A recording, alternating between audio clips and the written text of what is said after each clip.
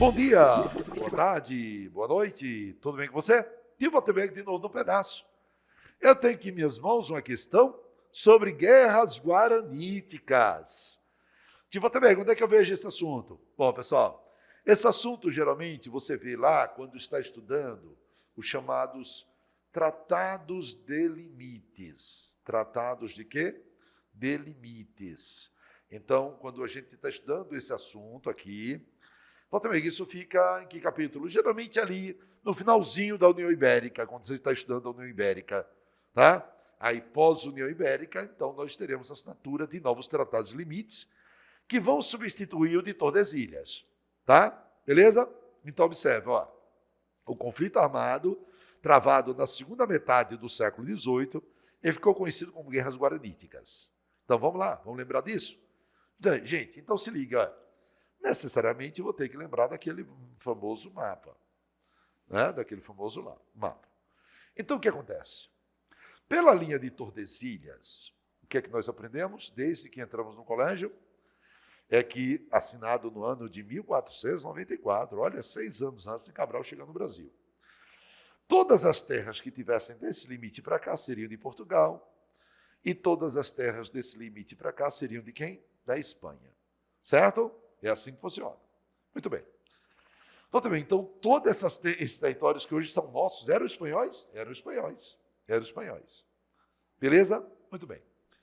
Só que, o que foi que aconteceu? Durante o período de 1580 a 1640, então, nós tivemos a famosa o quê, gente? A famosa União Ibérica. União Ibérica. Me lembro, também, o rei da Espanha era o mesmo rei de Portugal. Exatamente. Então, o que aconteceu, gente? Naquela ocasião da União Ibérica, por 60 anos, essa linha de Tordesilhas, ela perdeu a sua validade, perdeu a sua utilidade. O tratado oficialmente continuava existindo, mas perdeu a sua utilidade.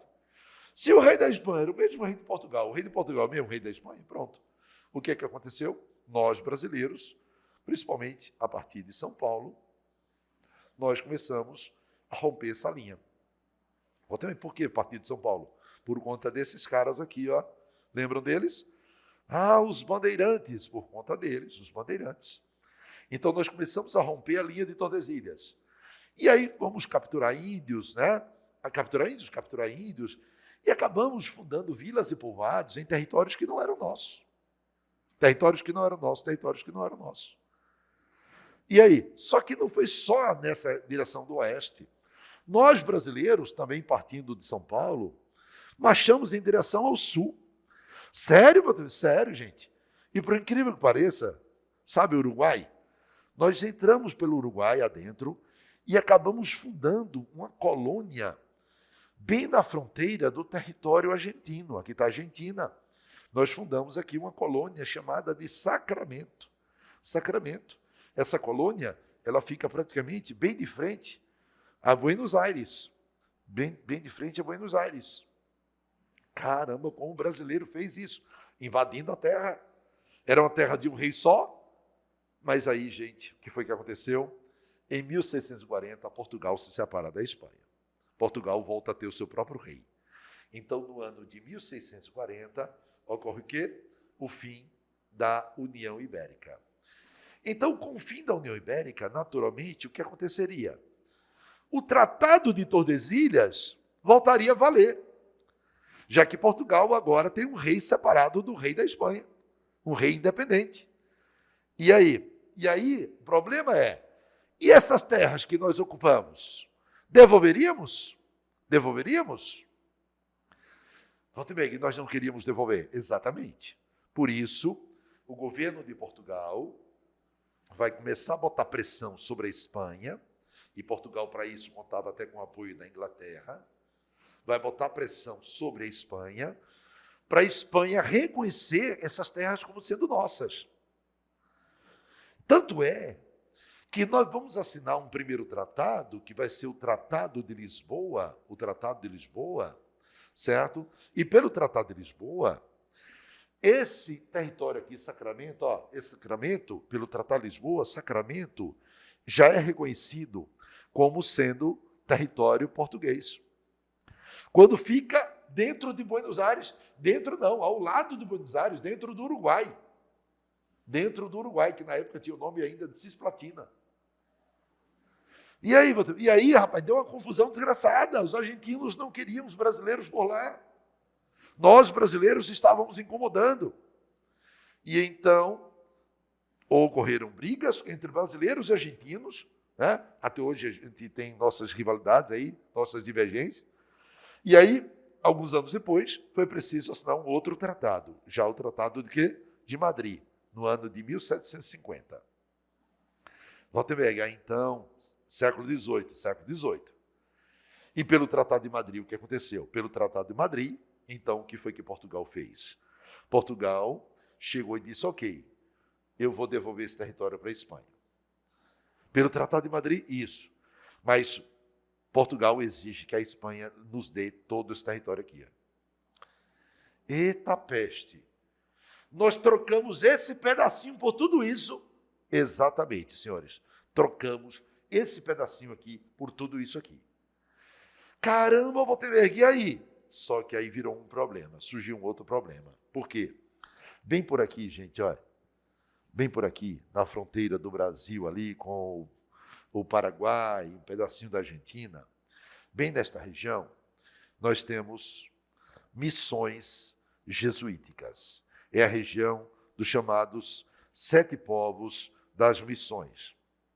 7 povos das missões. Vou também aqui o que eram missões jesuíticas, eram aldeias artificiais, onde índios eram catequizados por jesuítas. Nesse caso, eram jesuítas espanhóis, catequizados por jesuítas espanhóis. E os bandeirantes, como esse território agora era nosso, os bandeirantes vão invadir aquela área. Por quê? Porque o índio catequizado, ele valia mais. Ele custava geralmente o dobro de um índio selvagem. O índio catequizado, ele já está docilizado, né? Ele já está domesticado. Caramba, vou ter aqui então. Aí então os padres desta região disseram para os índios, nós não vamos deixar os bandeirantes paulistas invadirem a região. Nós vamos ter guerras. Então como é que nós chamamos as guerras? Guerras guaraníticas. Caramba, vou ter então nessas guerras guaraníticas você tem índios tupis, mas jesuítas espanhóis, contra quem? Contra paulistas, conhecidos como bandeirantes, certo? Paulistas conhecidos como bandeirantes, ok? Paulistas conhecidos como bandeirantes, paulistas. Tá, vamos tentar responder a questão? Vamos nessa, então? Observe agora. Então, o conflito conhecido como Guerras Guaraníticas foi uma reação dos índios de 7 povos das missões, liderados por alguns jesuítas, à ocupação de suas terras e à possível escravização. Eu também já vi que essa é a resposta, né? Mas vamos ler as outras. Ocorreu entre paulistas, com o apoio de diversas tribos guaranis, e os emboabas. Gente, Emboaba não é aqui. Emboaba é em Minas Gerais. Emboabas é um conflito que vai acontecer em Minas Gerais pelo controle das regiões auríferas. Minas Gerais. Então não é aqui, Emboabas. Tá? Letra C. Definiu a conquista do Sacramento, do Sacramento por tropas luso-brasileiras. É verdade? Não foram nem tropas. Sacramento foi fundado por paulistas que chegaram até Buenos Aires, até Uruguai, de frente a Buenos Aires. Então não é verdade essa letra C também, não é. Tá? Letra D. Provocou a assinatura do Tratado de Lisboa, pelo qual Portugal devolvia a área conhecida como 7 povos das missões à Espanha. Não. Vai ter um outro tratado, que vai anular o de Madrid, que vai ser o Tratado de El Pardo, e pelo Tratado de El Pardo, que vai ser em 1771, né? Aí nós vamos devolver 7 povos aos espanhóis. Mas em troca, vamos querer de volta a Sacramento. Você pode ir lá na plataforma e ver que nós temos aula explicando isso aqui também. Tá? Então, não está correto a letra D. E a letra E, Walter, abriu caminho para a conquista e ocupação por parte dos portugueses da calha do rio Solimões no Amazonas? Nada a ver. Então, a resposta está na letra A. Exatamente, está na letra A. Qualquer dúvida, você vai lá no nosso site, Vai lá na nossa plataforma, assista às aulas mais detalhadas sobre esse tema, porque lá temos umas 2 ou 3 aulas falando dos tratados limites. Beleza, senhores? Fiquem com Deus e até a próxima. Tchau.